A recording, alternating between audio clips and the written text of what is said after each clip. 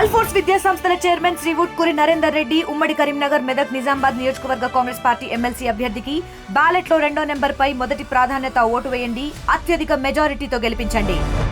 మన పిల్లలలో టాలెంట్ పెంచాలని యంగ్ ఇండియా స్కిల్స్ యూనివర్సిటీని ప్రారంభించి ఈ దేశంలోనే ఎక్కడ లేని విధంగా పబ్లిక్ ప్రైవేట్ పార్ట్నర్షిప్లో యూనివర్సిటీ చైర్పర్సన్గా Mahindra group of companies Anand మహీంద్రాను చైర్మన్గా పెట్టి పెద్ద పెద్ద కార్పొరేట్ కంపెనీల డైరెక్టర్లను బోర్డులో పెట్టి వేలాది మంది తెలంగాణ విద్యార్థులను అందులో చేర్చి వాళ్ళకి శిక్షణ ఇచ్చి వాళ్ళకి ఇవాళ ఉద్యోగాలు ఇవ్వాలి అని మనం ప్రయత్నం చేస్తున్నాం. యంగ్ ఇండియా స్కిల్స్ యూనివర్సిటీని నేను ప్రారంభించింది నిజమైతే మీరు కాంగ్రెస్ పార్టీకి ఓటు వేయండి అని చెప్పి నేను ఈ సందర్భంగా మిమ్మల్ని అడుగుతున్నా. ఇదే కాదు, 140 కోట్ల జనాభా ఉన్న ఈ దేశం ఒలింపిక్స్లో ఒక గోల్డ్ మెడల్ తేలే. నేను సౌత్ కొరియా పోయినప్పుడు ఒక యూనివర్సిటీకి వెళ్ళిన, నేను 30 ఎకరాలలోనే ఉంది ఆ యూనివర్సిటీ. మీ నిజామాబాద్ యూనివర్సిటీ పోలిస్తే 100 ఎకరాలలో ఉండి ఉంటుంది. కానీ 140 కోట్ల జనాభా ఉన్న మనం ఒక్క గోల్డ్ మెడల్ కూడా ఒలింపిక్స్లో తేలే. అందుకే ఆ యూనివర్సిటీకి వెళ్తే 16 మెడల్స్ వచ్చినాయి. దేశం 36 మెడల్స్ కొడితే ఒక యూనివర్సిటీకి 16 మెడల్స్ వచ్చినాయి. ఒక అమ్మాయి ఆర్చరీలో 3 గోల్డ్ మెడల్స్ తీసుకొచ్చింది సౌత్ కొరియన్ యూనివర్సిటీలో. అక్కడ చూసిన తర్వాత ఈ దేశం జనాభా ఉన్నది కానీ ప్రపంచంతో పోటీ పడలేకపోతుందని తెలంగాణలో యంగ్ ఇండియా స్పోర్ట్స్ యూనివర్సిటీని ప్రారంభించాలి. మన యువతను టాలెంటెడ్ విద్యార్థులుగా తీర్చిదిద్దాలి, స్పోర్ట్స్లో రాణించాలి అని చెప్పి ఇవాళ మనం యంగ్ ఇండియా స్పోర్ట్స్ యూనివర్సిటీని మనం ప్రారంభించి మట్టిలో మాణిక్యాలను గ్రామీణ ప్రాంతాలలో ఉన్న విద్యార్థుల్లో ఉన్న నైపుణ్యాన్ని ఇవాళ బయటికి తీయాలని మనం ప్రయత్నం చేస్తున్నాం. అదే కాదు, ఈ నిజామాబాద్ టౌన్లో నిలబడి మాట్లాడుతున్నాను. మీ ఊర్లో ఇక్కడ మీ మీ మీ మీ కాలనీలో తిరిగిన నిఖత్ జరీన్ బాక్సింగ్లో ఛాంపియన్షిప్ తీసుకొస్తే నిఖత్ జరీన్కి గ్రూప్ 1 జాబ్ డిఎస్పీ జాబ్ ఇచ్చి 2 కోట్ల రూపాయల నగదు ఇచ్చి మీ నిజామాబాద్ బిడ్డను ఈరోజు గ్రూప్ 1 డిఎస్పీ ఆఫీసర్గా నేను నియమించింది నిజమైతే మీరు కాంగ్రెస్ పార్టీకి ఓటు వేయండి, లేకపోతే కాంగ్రెస్ పార్టీకి ఓటు వేయకండి. ప్రపంచ కప్ క్రికెట్ను సాధించిన సిరాజ్ ప్రపంచ కప్లో ఇండియా టీం గెలవడానికి తన నైపుణ్యాన్ని ప్రదర్శించిన సిరాజ్ని ఈరోజు అతను చదువుకున్నది ఇంటర్మీడియట్ లోపే. గ్రూప్ 1 ఉద్యోగం ఇవ్వాలంటే అది సరిపోదు. ప్రభుత్వం అన్ని మినహాయింపులు ఇచ్చి ఈరోజు సిరాజ్ని గ్రూప్ 1 ఆఫీసర్గా ఒక డిఎస్పీ క్యాడర్ ఆఫీసర్గా ఈరోజు ఉద్యోగం ఇచ్చి క్రీడల్లో రాణించిన నిరుద్యోగ యువకులకు మీరు క్రీడలలో రాణిస్తే కూడా మిమ్మల్ని ప్రభుత్వం ఆదుకుంటుందని సిరాజ్కి ఈరోజు డిఎస్పీ క్యాడర్ ఉద్యోగం ఇచ్చింది నిజమైతే మీరు కాంగ్రెస్ పార్టీకి ఓటు వేయండి. ఇదే కాదు, పారా ఒలింపిక్స్లో దీప్తి అని వరంగల్ అమ్మాయి అంగవైకల్యాన్ని ఛేదించి మెడల్ సాధిస్తే ఆ అమ్మాయికి గ్రూప్ 2 ఉద్యోగం ఇవ్వడమే కాకుండా వరంగల్లో ఇంటి స్థలాన్ని ఇచ్చి 25 లక్షల రూపాయలు ఆర్థిక సహాయాన్ని అందించిన మాట నిజం కాదా? ఇవాళ అది నిజమైతేనే కాంగ్రెస్ పార్టీకి ఓటు వేయండి. ఇవన్నీ కూడా పట్టభద్రులు ఆలోచన చెయ్యాలి.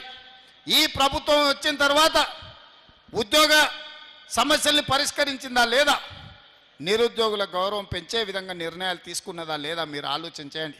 ఇదే కాదు, నిజామాబాద్ రైతులంటే దేశానికే తలమానికం.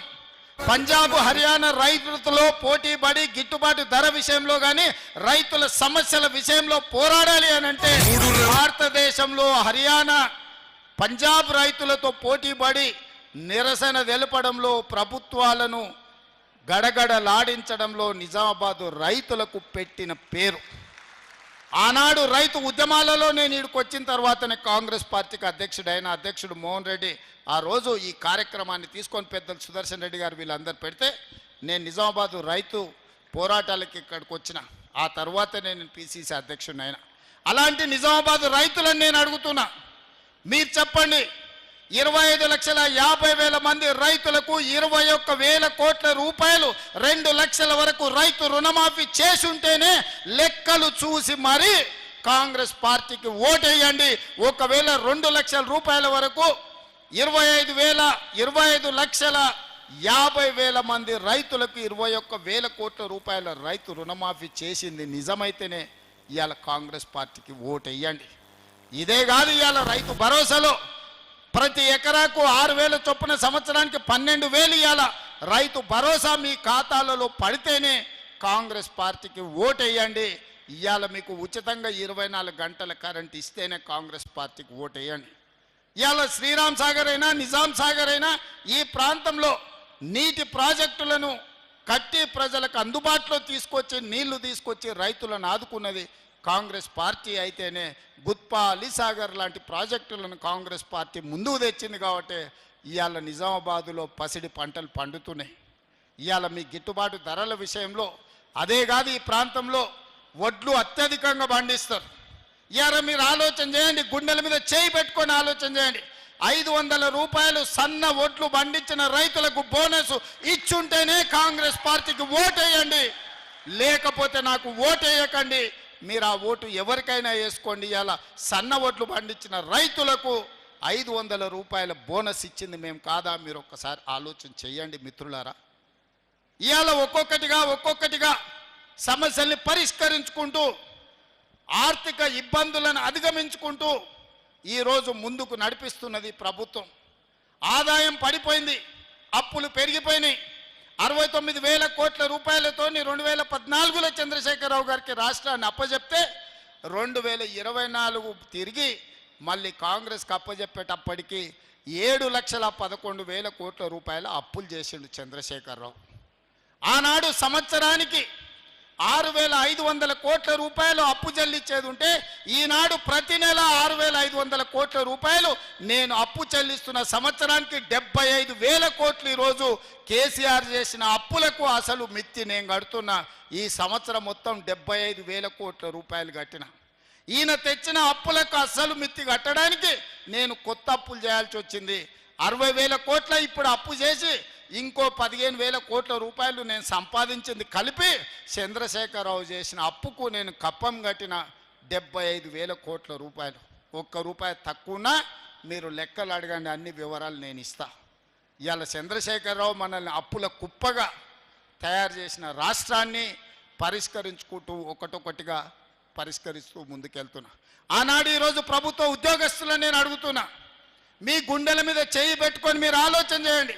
చంద్రశేఖరరావు ఉన్నన్ని రోజులు మీ జీతాలు ఎన్నడూ వచ్చినాయో మీరు లెక్క చూసుకోండి. మీ బ్యాంకులో ఖాతా తెచ్చుకొని చూసుకోండి. ఎన్నడూ మీ జీతం వస్తుందో మీకు తెలియని పరిస్థితి. 1 తారీఖు నాడు మీరు తెచ్చుకున్న అప్పులకు బ్యాంకులకు కట్టాలి, పాల పైసలు కట్టాలి, పిల్లల బడి ఫీజులు కట్టాలి, ఇంటి కిరాయి కట్టాలి. ఎన్నడన్నా చంద్రశేఖరరావు ముఖ్యమంత్రి ఉన్నంత కాలం మీకు 1 తారీఖు నాడు జీతాలు వచ్చినాయా? నేను కాంగ్రెస్ పార్టీ అధికారంలోకి వచ్చిన తర్వాత ప్రతి నెల 1 తారీఖు నాడు మీకు జీతాలు వస్తున్నాయా లేదా? ఎవరెవరి ప్రభుత్వ ఉద్యోగస్తులకు ప్రతి నెల 1 తారీఖు నాడు జీతాలు వస్తున్నాయో వాళ్ళు గుండె మీద చెయ్యి పెట్టుకొని జీతం వస్తే నాకు ఓటేయండి, 1 తారీఖు నాడు జీతం రాకపోతే నాకు ఓటు వేయొద్దని నేను అడుగుతున్నా ఈరోజు ప్రభుత్వ ఉద్యోగస్తులను. ఇవాళ రిటైర్డ్ ఉద్యోగస్తులు 35 ఏళ్ళు ప్రభుత్వానికి సేవలు అందించి తమ జీవితాన్ని సర్వాన్ని ఈ రాష్ట్రానికి అందించిన ప్రభుత్వ ఉద్యోగులు రిటైర్ అయితే రిటైర్మెంట్ బెనిఫిట్స్ ఇవ్వడానికి ఈరోజు ప్రభుత్వం దగ్గర పైసలు లేని పరిస్థితి. రిటైర్డ్ ఉద్యోగస్తులకు 8,000 కోట్ల రూపాయలు బకాయిలు పెట్టి చంద్రశేఖరరావు బకాసురులాగా పారిపోతే ఇవాళ 8,000 కోట్లు తీర్చడానికి ఇవాళ నా నడుము వంగిపోతుంది. ఇవాళ 8,000 కోట్ల రూపాయలు రిటైర్డ్ ఉద్యోగస్తుల బెనిఫిట్స్ ఇవ్వాలి అంటే ఒక ఆయన వస్తాడు, బిడ్డ పెన్లు ఉంది సార్, వెడ్డింగ్ కార్డు చూపించి నా బిడ్డది పెన్లు ఉంది, ఎట్లన్నా నా బెనిఫిట్స్ ఈ సార్, నేను దాచుకున్నవే కదా అని ఒక ఆయన అంటాడు. ఇంకొక ఆయన వస్తాడు, హాస్పిటల్లో నా కిడ్నీ ఆపరేషన్ ఉంది సార్, నా లివర్ ఆపరేషన్ ఉంది సార్, నా డబ్బులు ఎట్లన్నా ఇవ్వండి సార్ అంటారు. ఇది మా సొమ్ము కాదు, అది వాస్తవంగా వాళ్ళు దాచుకున్న సొమ్ము. వాళ్ళు సొంతం కష్టపడి 35 ఏళ్ళు ప్రభుత్వం దగ్గర దాచిపెట్టుకున్న సొమ్ము మొత్తం ఖతం బట్టి ఖజానా ఖాళీ చేసి ఫామ్ హౌస్లో పోయి ఆయన బోర్ల బొక్కల వండుకుంటే ఈ రిటైర్డ్ ఉద్యోగుల బెనిఫిట్స్ ఇవ్వడానికి నెలకు 300-400 కోట్లు ఇవ్వాలంటే నేను గగనమైన పరిస్థితి. ఇవాళ నేను రిటైర్డ్ ఉద్యోగస్తులను అడుగుతున్నా, మీకు నిజంగానే చంద్రశేఖరరావు సరైన సమయంలో చెల్లించుంటే మీకు ఇన్ని కష్టాలు వస్తుండేనా? ఇవాళ అట్లాంటి చంద్రశేఖరరావు మోసం చేసిపోతే ప్రతి నెల నేను ఇవ్వడానికి ప్రయత్నం చేస్తున్నా. రాబోయే సంవత్సరంలో అవసరమైతే నెలకు 1,000 కోట్ల దాకా మీ బకాయిలు చెల్లించి మీ సమస్యలు పరిష్కరించే బాధ్యత నాది. మీరు నమ్మితే నాకు ఓటేయండి, మీరు నమ్మకపోతే మీరు ఇంకెవరికైనా ఓటేయండి. ఒక మాట ఇస్తే మాటకు నిలబడే ప్రభుత్వం కాంగ్రెస్ పార్టీ. మాట ఇచ్చిన సోనియమ్మ తెలంగాణ రాష్ట్రం ఇచ్చింది, మాట ఇచ్చిన రాహుల్ గాంధీ ఇవాళ బీసీ కులగణన చేస్తున్నాడు, మాదిగ వర్గీకరణ చేస్తున్నాడు. ప్రపంచంలో ఏ మూల ఏ క్షణం ఏం జరుగుతుందో వేగంగా తెలుసుకోవడానికి తొలి వెలుగు వాట్సాప్ ఛానల్ని ఫాలో చేయండి.